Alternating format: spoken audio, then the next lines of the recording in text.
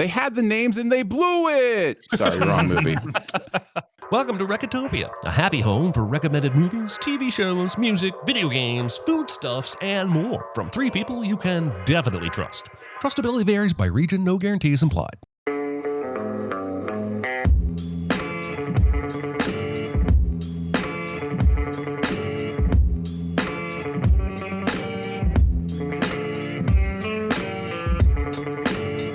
And now, here are your hosts, Chris Atkinson, Jeremy Scott, and Aaron Dicer. We'll take it to Ben when I say it's time. It's time, Robbie! It's time! They knew, and they let it happen! 2 kids! Hello, everybody. It's episode 145 of Recotopia. Today's big recommend is Spotlight. My name is Chris Atkinson, joined by Jeremy Scott. Yeah, and then we are joined by Aaron Dicer as well. Hi-do ho, Cinerinos.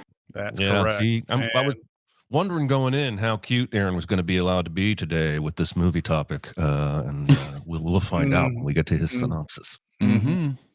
And once again, I'd like to welcome chat who have come out here to watch us talk about movies on a Tuesday. We'll go on to our small recommends. It's no big deal. Itty bitty living space. It's so small and light. It's small, it's tiny, it's petite, it's wee.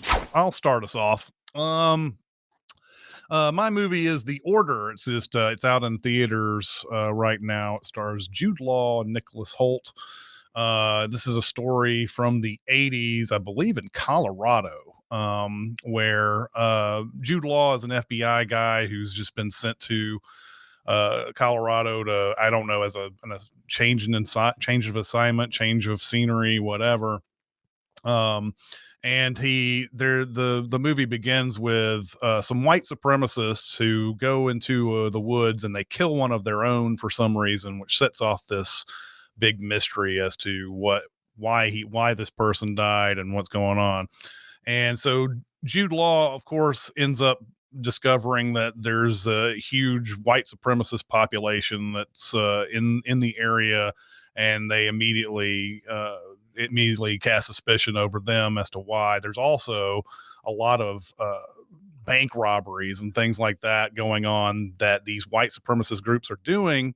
It's not really their MO. So they're trying to figure out what's the connection between all of this. And so we find out that Nicholas Hoult is a part of this group. And I think I'm going to leave it there sort of as for you to discover a lot of things about this. This is sort of a mystery thriller mostly. I don't really know if it's much mystery involved in this. It's more about kind of a procedural in some ways, but do you go to see this movie because Jude Law is awesome, because Nicholas Holt's having the year of the 2024 year is his, it's all his apparently.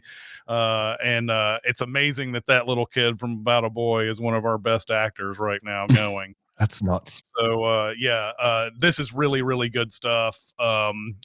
Definitely go see it if you can find it at your local theater. I mean, at this point, and I think I've even said this recently, Nicholas Hoult being in your movie will make me watch your movie. Yeah, season passes. Yeah. It's not, he's great, but he's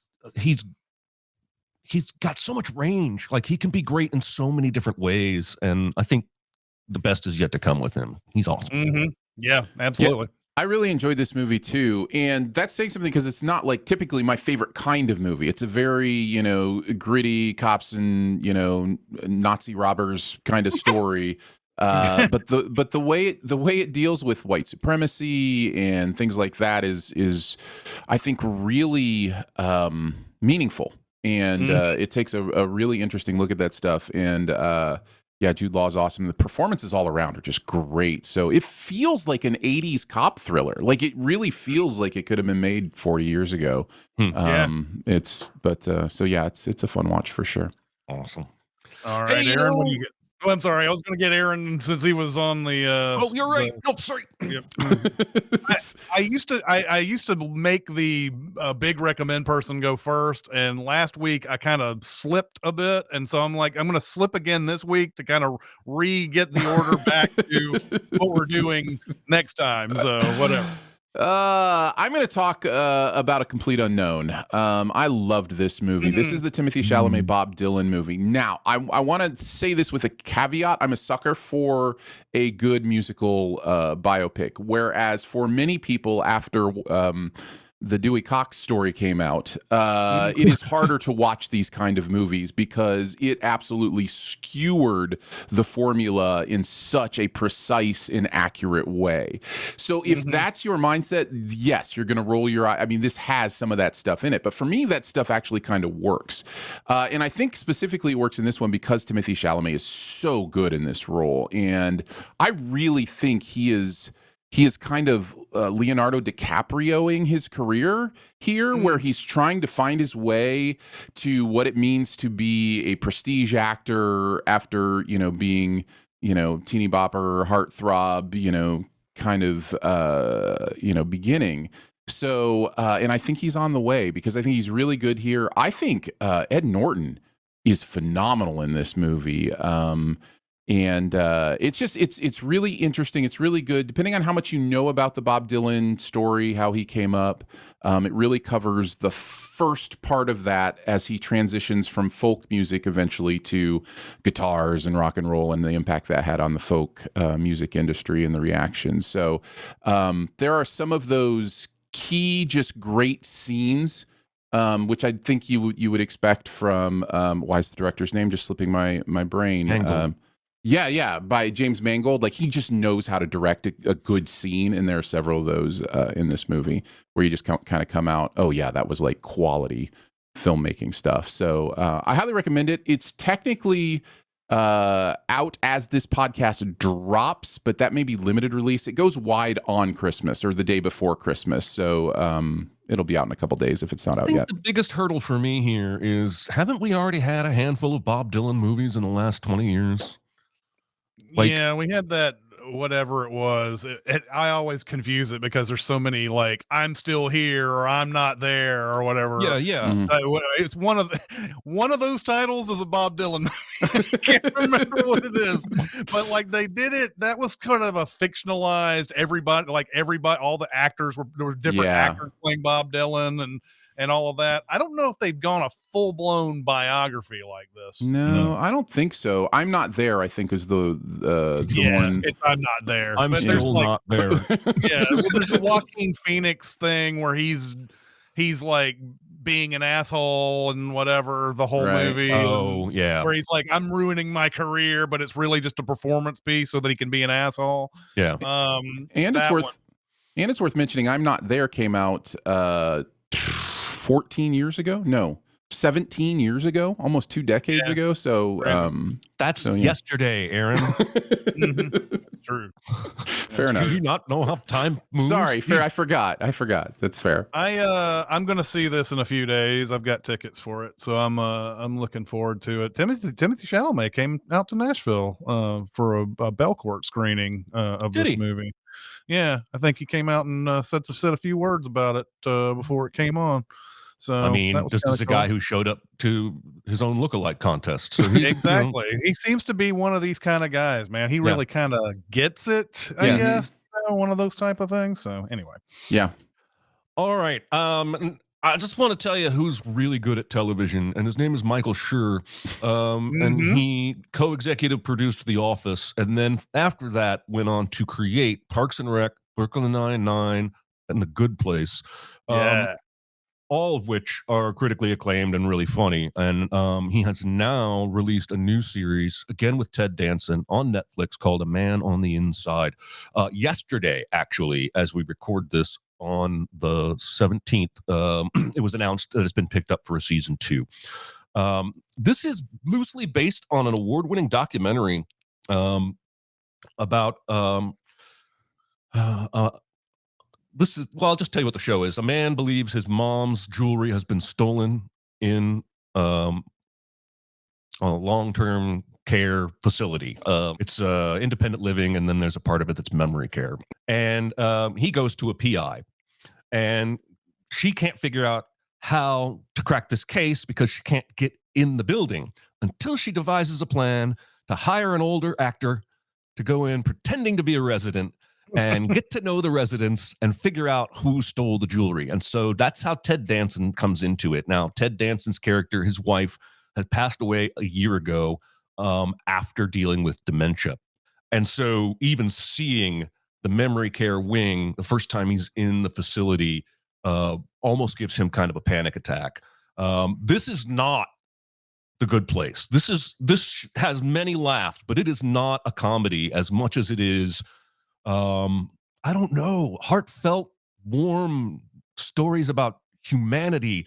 And Ted Danson, I think, at this point, deserves to be in that upper tier of all-time television comedy actors, along with Lucille Ball and Bob Newhart and Julia Louis-Dreyfus.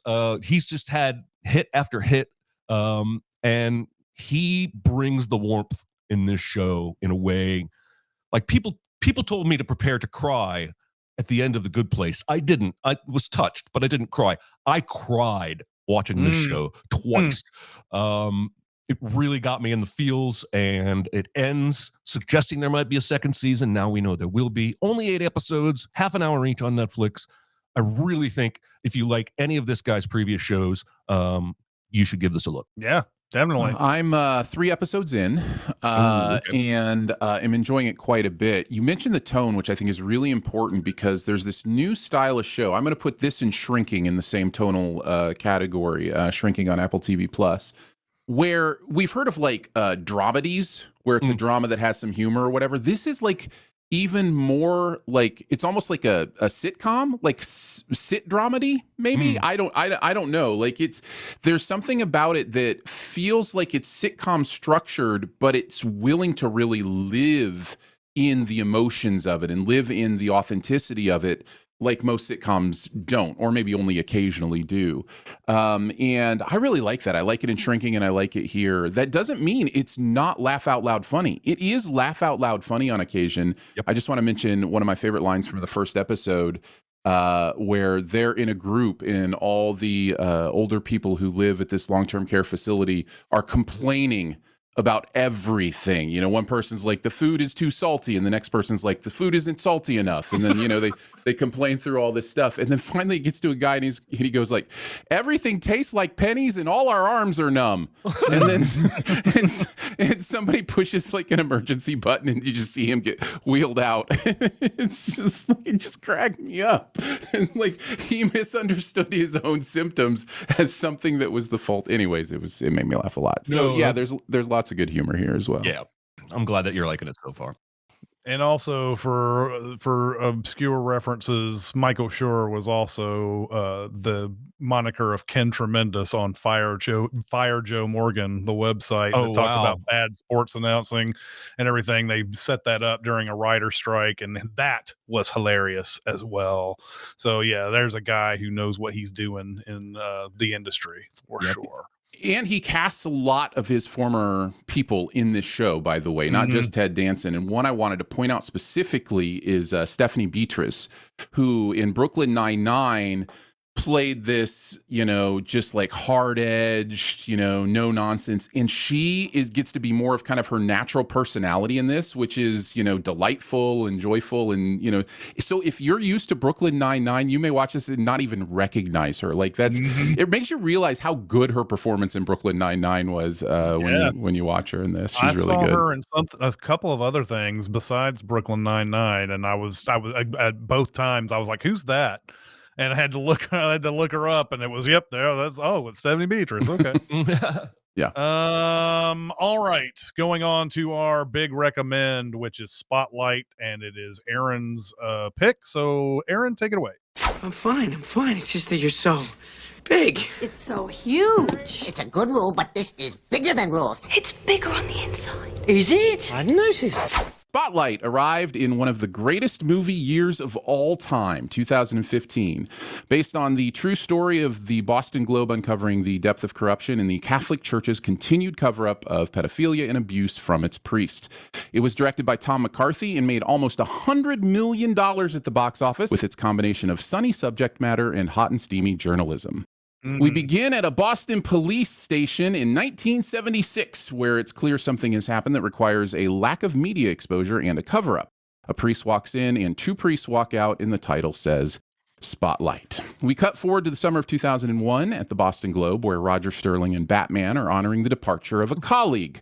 That's Walter and Ben. Walter, who's also called Robbie, heads up what's called the Spotlight team with Mike, played by Mark Ruffalo, Sasha, played by Rachel McAdams, and Maddie, played by Brian D'Arcy James. Though they fill the other 3 slots on this investigative team. Ben, we find out, manages editorial and offers oversight. We find out during an expository meeting with the new boss, Marty, played by Liev Schreiber, that this 4-person team takes their time doing hardcore investigatory material, and for Marty, maybe that might mean the team is on the chopping block. Back at HQ, Marty's getting to know other people on the staff in a roundtable meeting, and the Hulk is getting curious about things because that's what he does. Marty then proposes looking into the story of kids abused by priests named Gagan over the last 30 years. There's a lawyer who says they have proof, but that's protected info, and they would need to sue to access the documents. Sue the church, says a dozen different people, and Marty continues to answer yes. At a meeting between the bigwigs with Marty, Walter, and Ben, Marty suggests that since Spotlight is picking their own projects, he recommends them picking the Gagan case. At the expense of doing an expose on the Boston PD, they do pick it, and Robbie suggests an extra level of discretion. So the team gets to work. We follow each of them as they take the first steps towards doing journalism. Robbie and Sasha meet with lawyer Eric McLeish, played by Billy Crudup, about his cases and find out how tough it is to work with the victims. The timeline sucks because people don't come forward till they're older and people don't want to be in the spotlight, literally.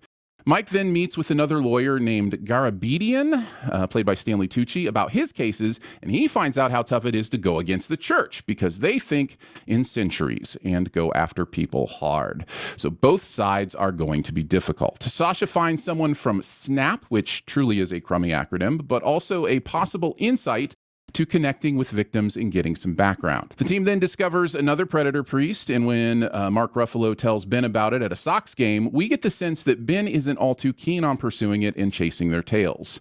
Robbie, meanwhile, is out on a golf course trying to get info from another lawyer friend and runs into another dead end. Ruffalo, on the other hand, runs into work to chat with Walter about if they should ignore the haters, and Walter says it's time to ignore everyone. And we're getting the sense that they are going to have to journalism the crap out of this.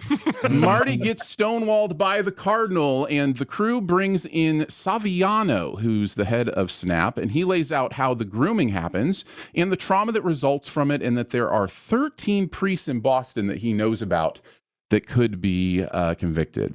The team remains open but skeptical, like they're journalists or something. Mike, who can't stop moving, tracks down Garabedian again and convinces him to think about connecting him with some of the victims of Gagan.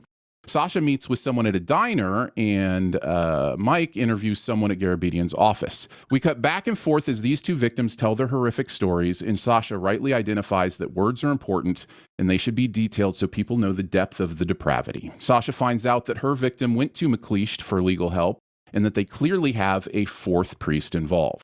Robbie then uses this info to tell Ben it's time to journalism even harder, and he reluctantly agrees. Part of the crew then spends some time with a dead rat and some printed records that identify when and where all the priests served, and a pattern emerges. Anytime a priest is caught, they are put on quote-unquote sick leave. And honestly, when someone is this kind of sick, I think the leave part should be forever, but maybe that's just me.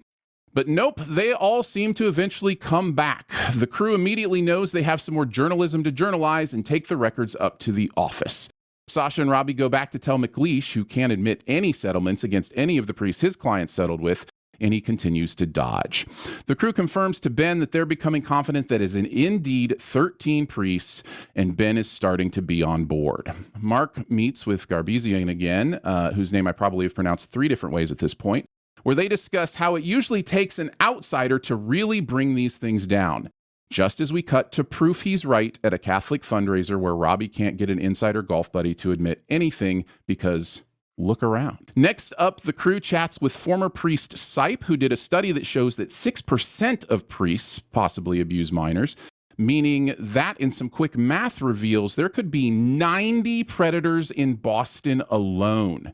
It's now time to use the sick leave pattern as a way to reverse engineer where the problem priests might be So the Howard Shore score kicks in, and heck yeah, it's a journalism montage, baby. The crew works together to identify 87 possible priests in the Boston area, including one of the treatment centers that is just down the road from Maddie, who lets his kids know to stay away with a note on the fridge. Robbie and Sasha confront McLeish again and he indicates that he sent those names years ago and they did nothing. They had the names and they blew it. Sorry, wrong movie. McLeish resends a list of 45 names, and with this new ammunition, the whole team gets together to strategize the big picture. Marty makes it clear that the story is the institution and not just the individual priests. So Sasha then does some door-to-door journalism as we hear bits and pieces from victim after victim about keeping quiet, not stirring the pot, some willing and many not willing to talk.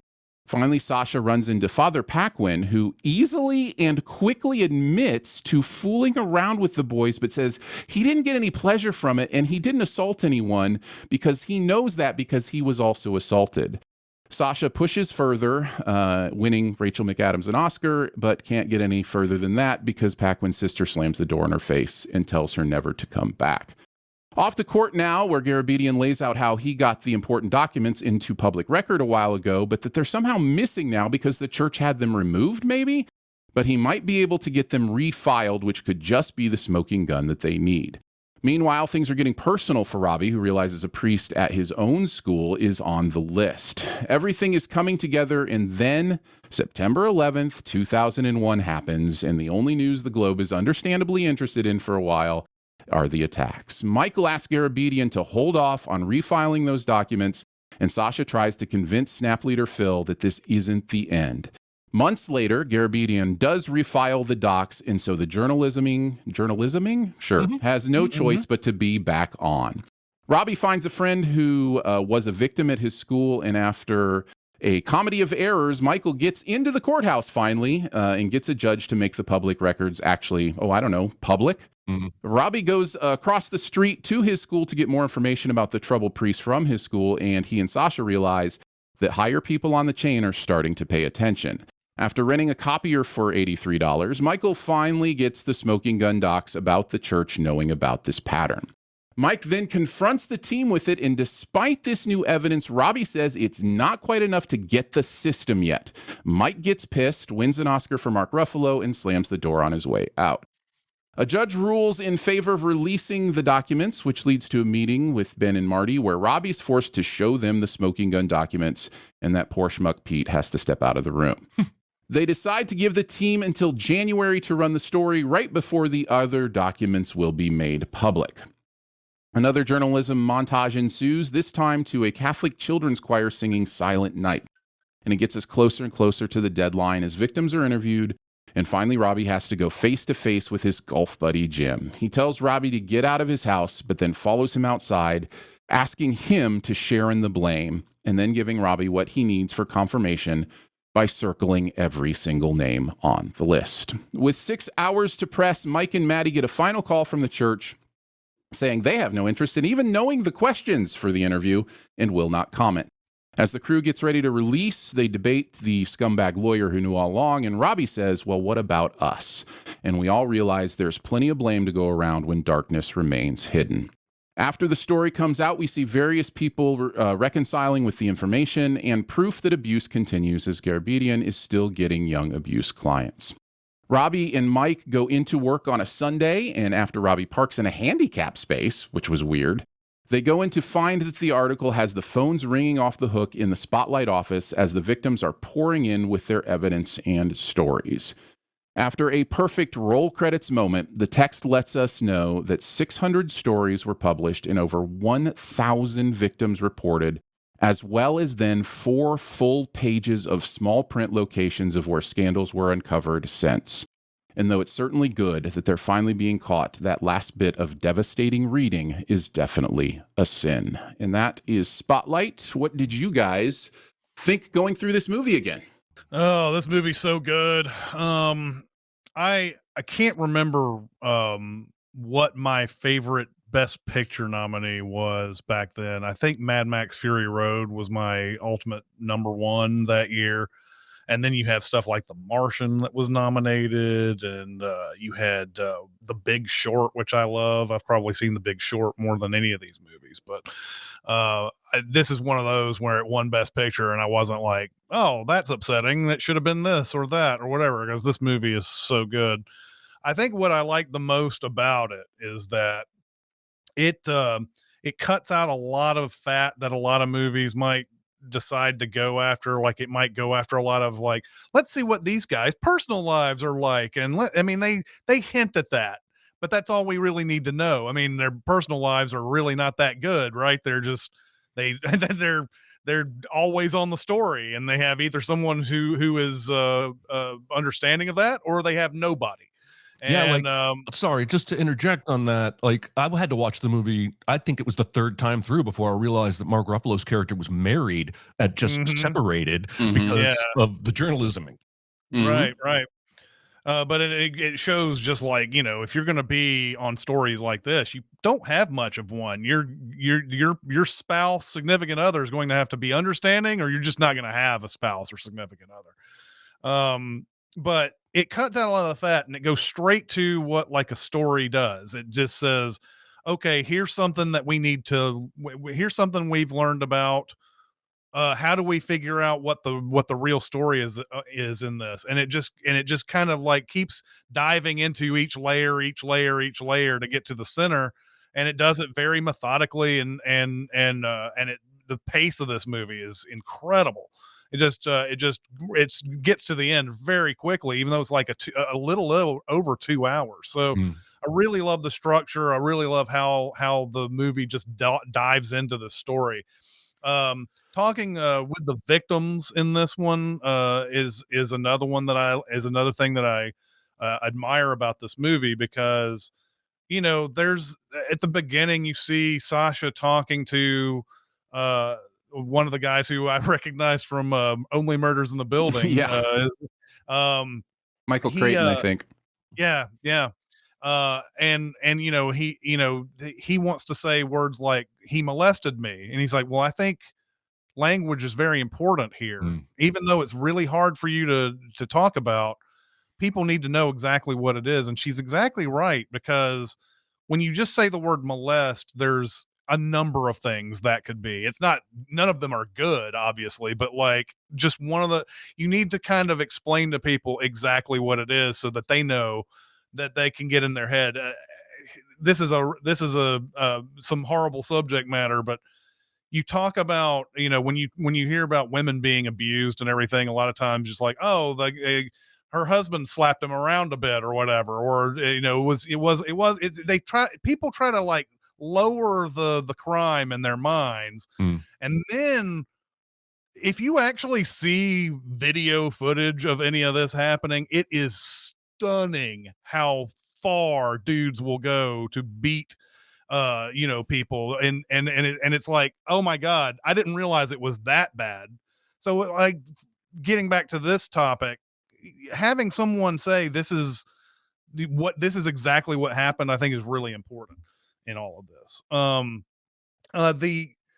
There's an underlying thing going on in here about journalism too, and they don't really talk about that much in this, but you can see it bubbling at the surface. The idea of going after this story could be financially ruinous to a newspaper, because a lot of their readership is Catholic, and there's this capitalism thing that's running, like, sort of rearing its ugly head over the story, because, oh, we don't want to piss off our readership. It's like, well, won't your readership want to know about this story? That's what the Liev Schreiber is saying basically in here. And, like, who cares if we lose some subscribers over this? This is something they need to know. And that's what I really, that character, I know, and what is his actual name? It's Mark something, Marty Baron. These movies really benefit from having someone who really truly believes in journalism in at the heart of it.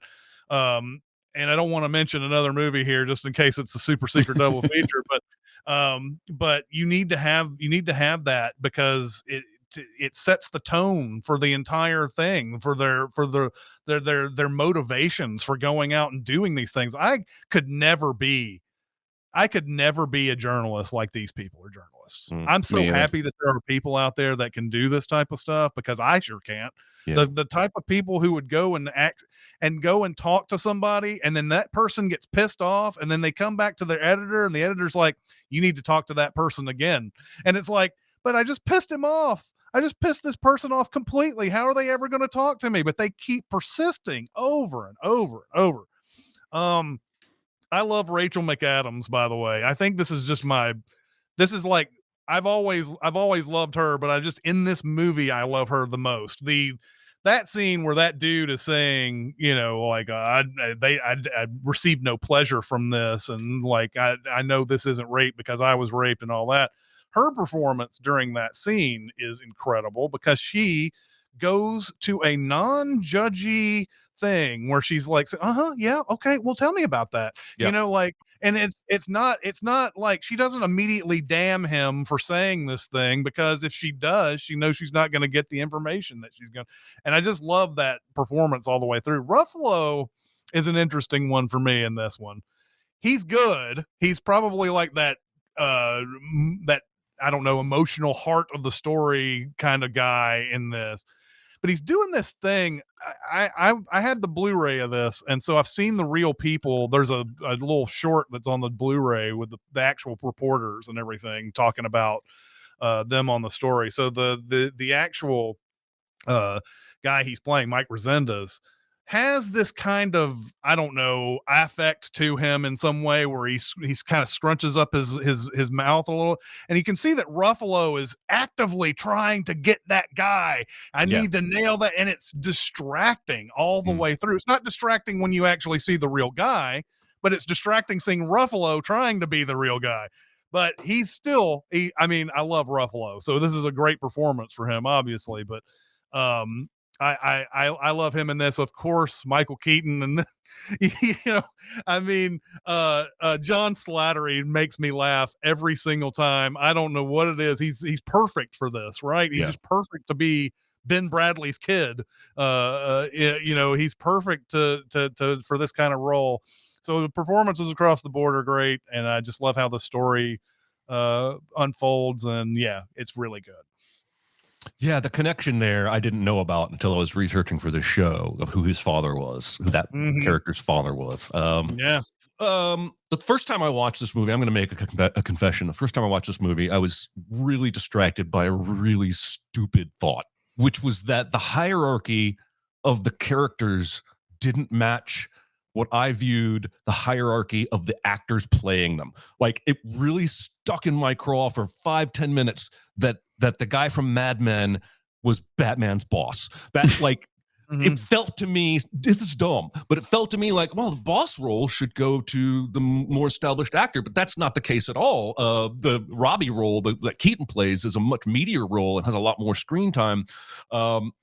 Anyway, I wanted to make that confession. This time through, I found myself watching Keaton's character arc, in that he spends the whole movie coming to grips with his own culpability in not having exposed this. My favorite moment is when they leave the school and she says, it's like everybody knows the story before us. And he says, yeah, and we work right there, and points at the globe, which is directly across the street from where this is happening. And that is one of many dominoes before he finally gets to that last scene where he admits, I was the Metro editor. I don't remember doing this. I was new on the job, but this was me. I have to own that.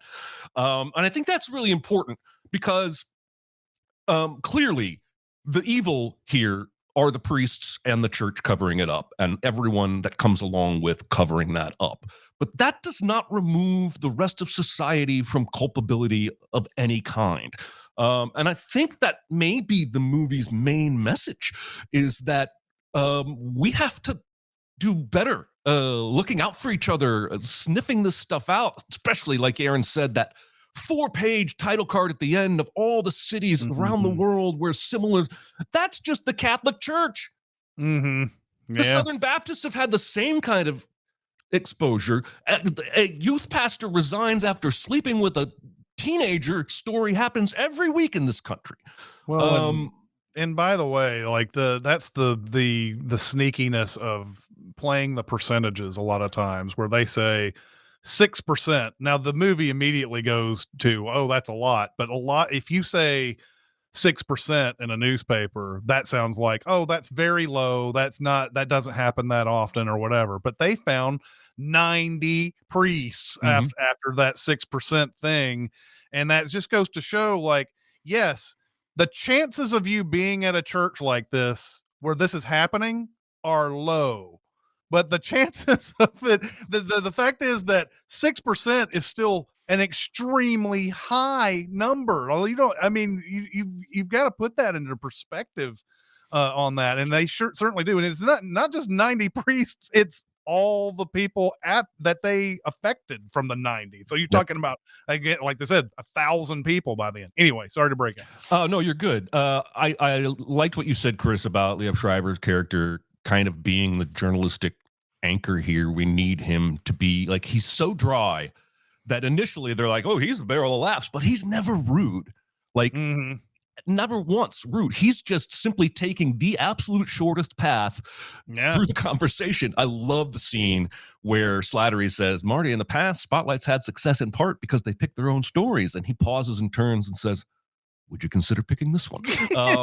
He's just so even keeled, and he knows where he wants to go. And I appreciate the acting work there because it's not as showy of a role as some of the other ones in the movie. I love the moment in the basement where all three of them realize at the exact same moment that sick leave. Look, Ruffalo says it. It's an official designation. And there's like a beat, and all three of them start grabbing the books as fast as they can. That's upstairs. I love that moment. I love when non-dialogue acting, collaborating between multiple actors can actually make a moment like that feel real. One of the only other things I wanted to say is this time through, I noticed, it stood out to me, I guess I should say, that Mike writes the story by himself. And as I think about that, that makes sense. They're an investigative team. They're all journalists, but writing may not be the main strong point for each of them. Clearly, Sasha's main strong point is interviewing people and getting information out of them.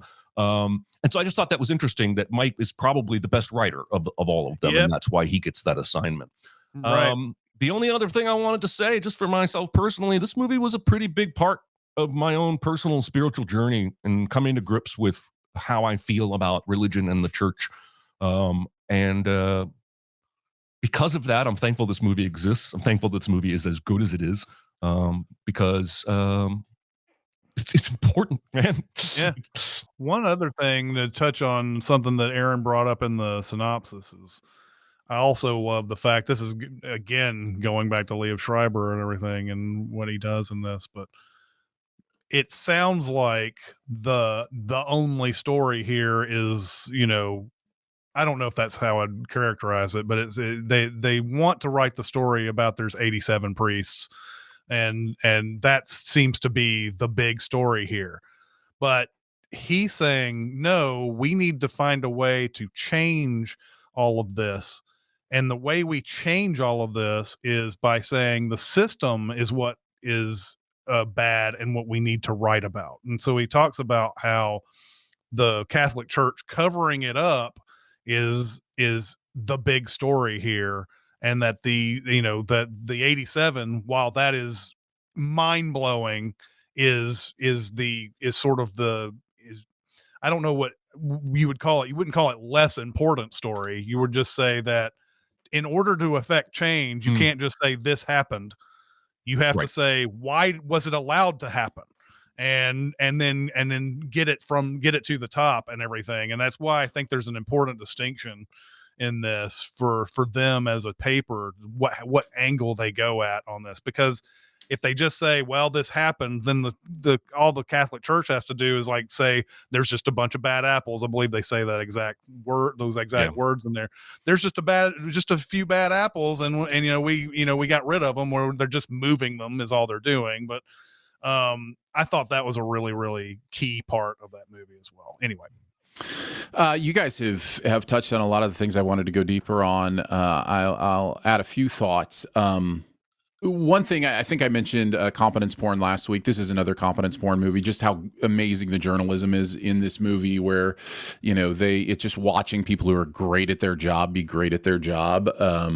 Is another part of this movie that I really enjoyed. I think it's really important. Both what you said, Chris, about the Sasha conversation about going into detail and not just broad terms, and then also, Jeremy, what you said about the overall point of this movie, which I agree with you, I think is about communal culpability. It is about the idea of how we are comfortable as long as the darkness isn't invading us, right? And so what keeps us comfortable is, like Sasha was talking about, is just being able to go molested. Okay, that's over there under that blanket. I don't have to think about it. I don't have to specifically wrestle with what that means. I get to just live in my own world and know that something bad happened to someone, and I hope it doesn't happen again. And so there's this element of specific details forcing us to go to take action, to be more vocal, to be more understanding of the darkness happening, so that systems can't continue to systematically harm people in ways. I think this subject matter is very close to police brutality as far as cultural culpability and ideas, like this idea of one bad apple. It's just one bad policeman that did this one thing or whatever. And I do have a little bit of sense of compassion for good people who are priests or good people who are police officers, but that doesn't change our responsibility to this isn't just one bad apple. There is something about the system that is resulting in a high likelihood of this happening against other systems, right? So in this case with the church, my personal opinion is it has a lot to do with sexual repression. It has a lot to do with the idea of not teaching people of faith, true, honest integration of sexuality into their lives, but ignoring it and saying that it's something that, can only happen in this context. And when it does, we don't talk about it, and so again, lack of details, lack of specificity. I'm not asking us to go all around and tell our sexual stories. I'm just saying there is an element of repression in the church that leads to, I think, damaged human beings who are, like they said in the movie, sexually arrested at a certain age where they don't, understand their own sexual urges. They don't understand what sexuality means to them. There's also an intimacy sometimes about the faith when you're like praying with a pastor or a mentor. It's not the same as romantic intimacy, but it is intimate, and I think that is also part of it. Yeah, Well, I think you're right. the movie does a really good job of describing that too, when the victims are talking about how first off, they're so young, they don't know what's going on. Right. The second thing is they look at the priests as if they are God, that is of course I think a really bad misstep by religions in general to consider the mouthpiece to be the thing they're talking about. And the mouthpiece is just as human as anybody else. So but that's what that gets you, is he's sitting there thinking that first guy is like, it's like God himself is talking to you, and he's, oh, you got a chance to the first guy, I think it's Saviano, that talks about he tells you to help you clean up the rectory, and you do that, and it's great because, hey, it's like God is asking you for help. And then he tells a little dirty joke, and you're like, oh, okay, well, I'll let that slide or whatever. And then he starts, and then he starts taking his clothes off in front of you and stuff like that. And it's like all these things you just let slide, and especially when you don't know any better, it really shows. That movie really does a good job of explaining the power dynamic that is going on in those things, and that's another thing that I really, really appreciated about it. It's so good. This movie is so good. I was looking at my Letterbox ratings, and I've logged everything I can think to log on that site now, and of the, I think about 4,000 movies that I've logged on that site, I've given about 90 5 stars. And this is one of my 5-star movies that I've given, and I think it deserves it. Every time this is the second time I think, as I mentioned, that I've watched it, and going through it a second time, it's like, yeah, this is a fabulous movie all around. I did want to talk about a couple of performances that were already mentioned. You mentioned Rachel McAdams, and you mentioned the scene where she goes and talks to the priest, who is just crazy up front. And I thought of a couple things when you're talking about that scene, and then talking about not being able to be a journalist.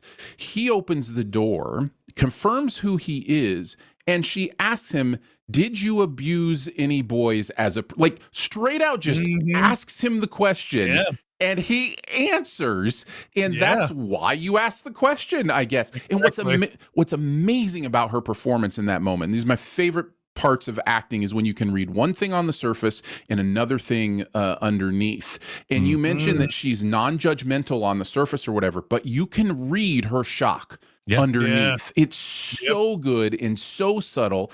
And I think there was some conversation about her not deserving her awards for this, and then it was just kind of a nothing. And I completely disagree. I think she's doing incredible work in this movie, and I love that the Academy recognized it. Because it's really, really good. I actually like Ruffalo's performance. I didn't know that thing about The Imitation, so it didn't distract me like it distracted you.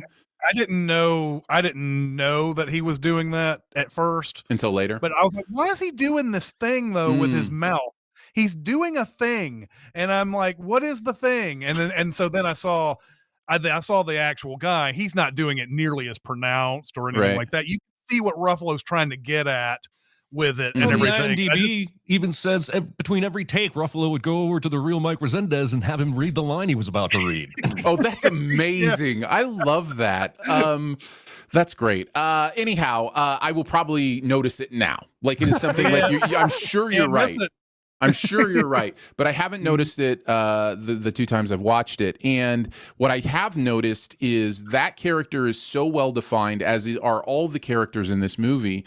That human being is so well defined as this type of person, right? This energetic, always running, always gonna do the next thing, just dog with a bone kind of personality. And I just think he pulls it off really, really well. That's another thing too about this, that you just sit here. There's a big moment for Resendez in this where he's talking about, like, we need to come out with a story right now. We need to do this. And it just goes to show the unfortunate timing. This is another thing, by the way, that the capitalism is kind of rearing its ugly head in the movie, and it's not really saying anything about it at all. But the fact that they can't do anything about the story right now because other newspapers will go out there and start beating them to, like, big stories and everything, is another just huge, like, yes, of course everybody needs to know this right now, but you can't do it right now because you could miss a lot of other things because of that and everything. It's just an unfortunate little, who is there a fix to this? Probably not. But, like, it's another thing that you're sitting there going, you feel Ruffalo's frustration there and everything, but you're also with Michael Keaton when he's like, can't do it right now. We just can't. If we did it right now, we miss the whole story. I do love in that scene just the open disdain for the Herald, the other paper in town. Like, they're all positive the Herald is going to fuck this story up if they get it first. There's no question in their mind. It's amazing. The final thing I wanted to talk about is probably this time through the most impacting moment of the movie for me. It's towards the end, after the story has come out and people are reconciling with this, and Sasha sits with her mom as her mom is reconciling with this institution that she has respected and given her life, to, and been able to shuffle the odd story into this category of bad apples or whatever.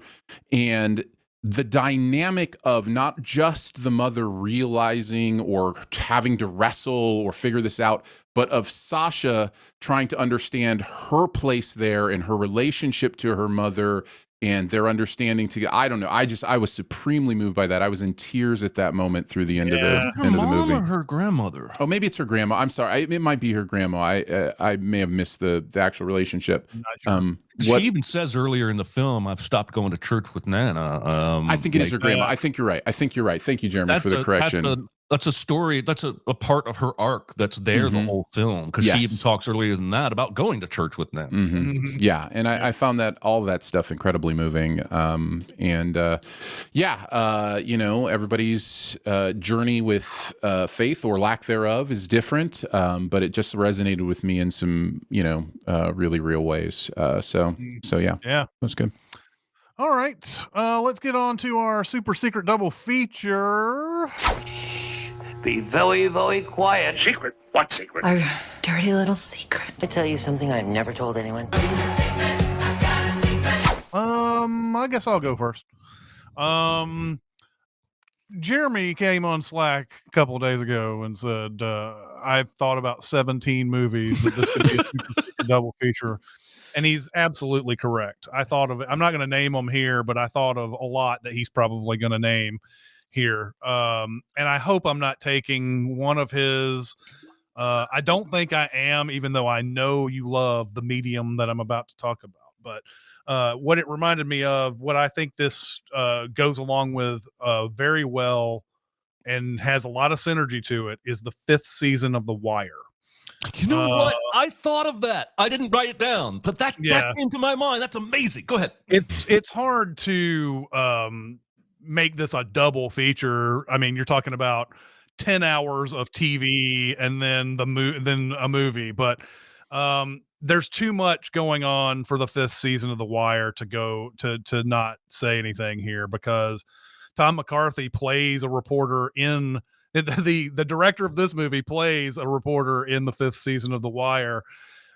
There's a big storyline in it where Dominic West is playing. He sees a cop who's pretending to be a guy who kills homeless people, and he is getting this in the newspaper. The Tom McCarthy character, knows this story is bullshit, but keeps doing the stuff. So both sides of the story know the story is bullshit, and then they just keep throwing this stuff out there the whole season, and it's hilarious and scary at the same time. But I saw this thing from David Simon when they asked him about season 5, and this goes a lot along with what's going on here in Spotlight. He says, yes, the last season, the last theme is basically asking the question, why aren't we paying attention? If we got everything right in the last 4 seasons and depicting the city state, how is it that these problems, which have been attendant problems regardless of who is in power, how is it that they endure? That brings into mind one last institution, which is the media. What are we paying attention to? What are we telling ourselves about ourselves? A lot of people think that we're going to impale journalists. No, it's not quite that. What stories do we want to hear? How closely do they relate to the truth? How distant are they from the truth? We have a story idea about media and consumers of media. What stories get told and what don't, and why is it that things stay the same? And what's happened to the Baltimore Sun locally is what has happened to that whole second tier of journalism. Below the New York Times and the Washington Post, they're being eviscerated by price per share. There used to be 500 reporters. Now there are 300. They keep telling us that they can do the same job. They just need to be more effective. Bullshit. 500 reporters is 500. 300 is 300. You can't cover the city the same way with fewer people. And so it goes a long way with this. Spotlight also has a little 3-minute feature about this very thing that's going on here. Doesn't really get to that kind of like detail. But anyway, I thought we would be remiss not to mention the 5th season of The Wire.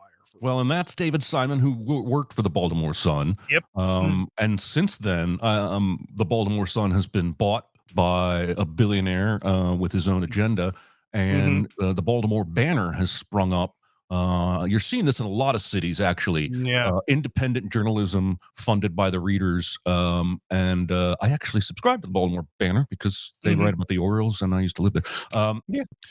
So there's no way to do a double feature to this movie that isn't a second helping of heaviness, right? You can't pair this with Liar Liar or any kind of comedy. And I really struggled. That's why I had 17 on my list, is that I didn't know if I wanted to go the journalism angle. I didn't know if I wanted to go the uncovering a conspiracy angle. And ultimately, even though I hate when the chat gets to my super secret double feature before I do, I'm going with a doubt. Because I just think if I watch Spotlight, I'm already there. I'm already in that. Let's examine this exact issue from a completely different perspective, where we're not really ever told whether or not this guy has done it, but how the accusations and even the hints impact the community around that church and that school.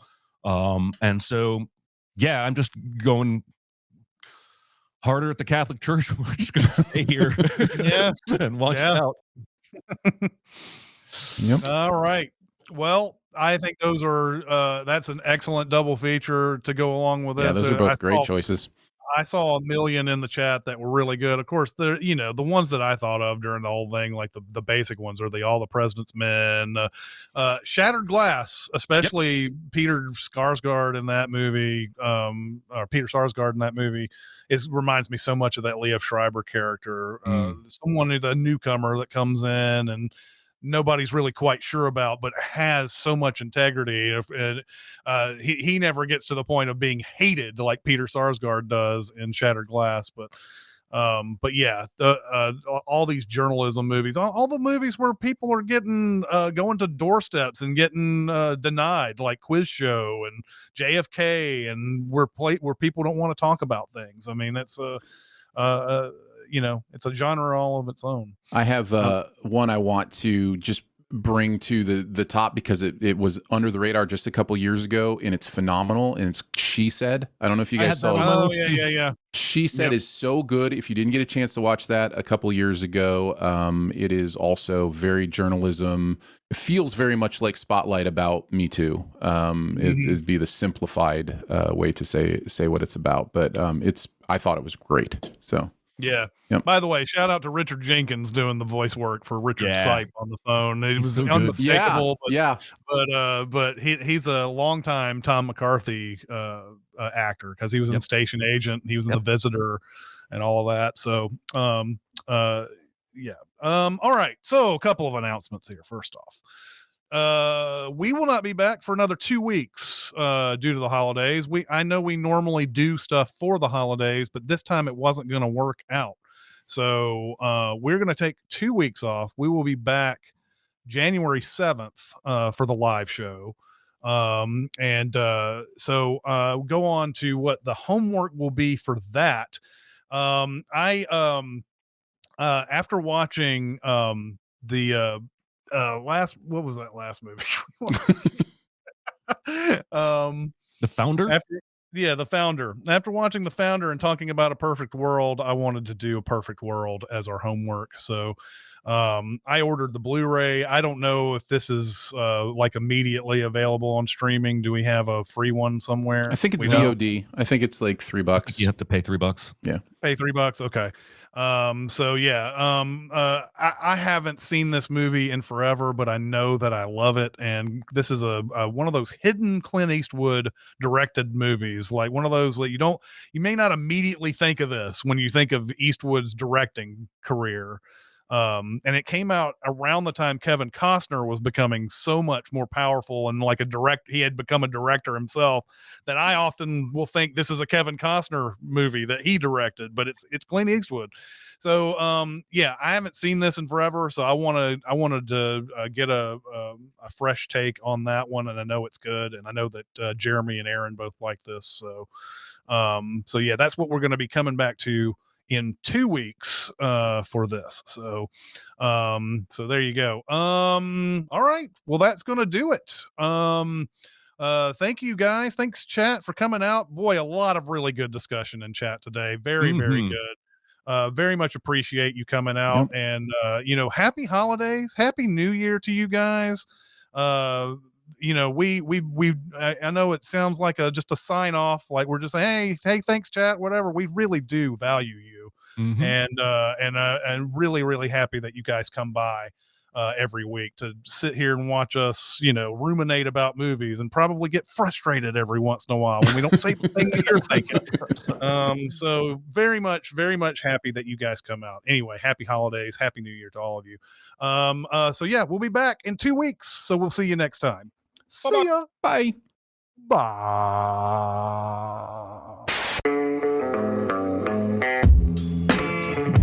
Be a part of the live show by being a member of the Sin Club at Patreon at patreon.com/cinemasins. Chat with us on the Cinemasins Discord at discord.gg/cinemasins or Cinemasins Twitter at Cinemasins, and email any comments or questions to Recotopia@cinemasins.com. That's RECOTOPIA @cinemasins.com.